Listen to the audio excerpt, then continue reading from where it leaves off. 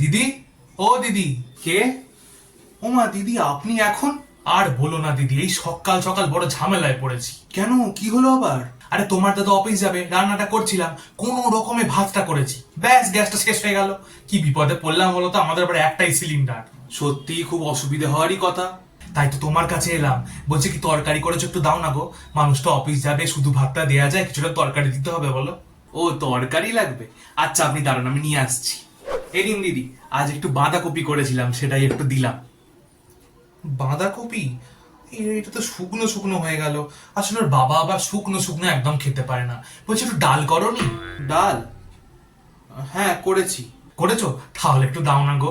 ওটাও লাগবে? আচ্ছা দাঁড়ান, আনছি। এ নিন দিদি ডাল। হ্যাঁ দাও দাও।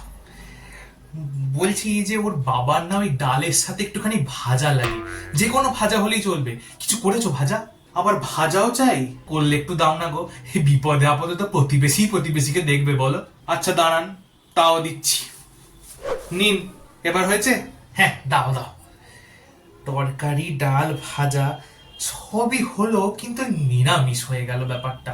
মানে ওর বাবা না আবার একদম নিরামিষ খেতে পারে না। বলছি মাছ মাংস ডিম কিছু করনি? আপনি ঠিক করে আগে বলুন তো, আর কি কি চাই আপনার?